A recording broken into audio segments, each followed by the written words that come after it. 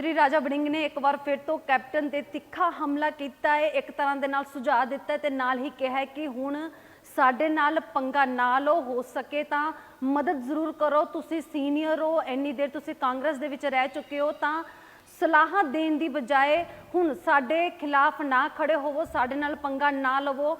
इस दे नाल ही जिवें कि पहलां भी राजा वड़िंग दे वल्लों कहा गया सी कि तुसी एक कॉम्प्रोमाइज़ड सीएम रह चुके हो, तो उन्होंने इसे तरीके का एक बार फिर तो ट्वीट किया। पहले तुहानूं ट्वीट दिखा दिंदे हैं जिस दे विच ओह लिखदे ने कि तुसी कॉम्प्रोमाइज़ड सीएम हो, जिवें कि मैं पहलां भी कह चुकिया हाँ, तुसी कहंदे कुछ हो ते करदे कुछ हो। इस दे नाल ही कहा कि तुसी हमेशा अकालियां दे नाल ते बीजेपी वालियां दे नाल कॉम्प्रोमाइज़ ही कीता है, चाहे फिर किसी भी तरीके दे इलीगल काम होण तां उस नूं लैके भी इन्हां पार्टियां दे जो नुमाइंदे ने उन्हां दे नाल तुसीं कॉम्प्रोमाइज़ड ही करते आए हो। तो तुसीं कदे भी अपने उस जोन दे विचों बाहर आके कदी जनता दे वल नज़र ही नहीं मारी। तो अजिहे हालातां दे विच हुण क्योंकि जिवें कि पिछले कुछ दिन पहलां ही कैप्टन दे वल्लों अपनी नवीं पार्टी का ऐलान किया गया ते होर रवायती पार्टियां दे नाल कांग्रेस के खिलाफ भी लड़न का ऐलान किया है। तो इस दे चलदे ही राजा वड़िंग ने भी कहा है कि तुसीं अपने जोन तो कदे बाहर तो आए नहीं, तो अजिहे हालातां दे विच पंजाब दी जनता दे वल जद तुसीं पहलां कदे ध्यान नहीं किया, तो हुण भी तुसीं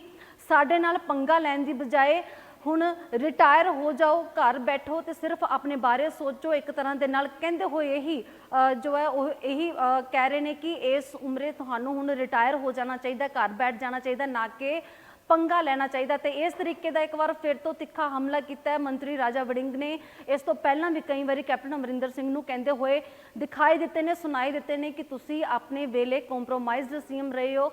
इसे करके ही तो ना तुसी कदे रेत माफिया, बिजली माफिया, ट्रांसपोर्ट माफिया कदी किसी दे तुसी कोई एक्शन नहीं लिया। पता हुंदियां भी तुसी कदे इन्हां अकालियां ते या बीजेपी दे नाल कोई भी एक्शन नहीं लिया। तो यह भी कहंदे होए कई बार नज़र आए ने कि तुसी बीजेपी ते अकालियां दे नाल मिले हुए हो, उन्हां दी सलाहां दे नाल ही चलदे हो। तो अज इस तरीके का ही ट्वीट किया जिस दे विच एक बार फिर तो उन्होंने कॉम्प्रोमाइज़ड सीएम कहते हुए नज़र आ रहे हैं। बीते कुछ दिन पहला ही कैप्टन अमरिंदर सिंह दे वल्लों अपनी नवीं पार्टी का ऐलान किया है, रवायती पार्टियां दे नाल कांग्रेस के खिलाफ लड़न का भी ऐलान किया। इस तो बाद जिथे हालांकि इस तो पहला भी नवजोत सिंह सिद्धू तो उन्होंने विच जो शब्दी वार हो रहे सन, हुण ये लड़ाई खुल के सामने आ रही है। रोज़ाना ही निजी हमले किए जाते हैं नवजोत सिद्धू के वलों, तो कैप्टन अमरिंदर सिंह के वलों भी पलटवार किए जाते हैं। पर इसे दे विचाले कुछ समय तो हुण राजा वड़िंग भी खुल के बोलते हुए नज़र आते हैं, निजी जिहड़े हमले करते हैं।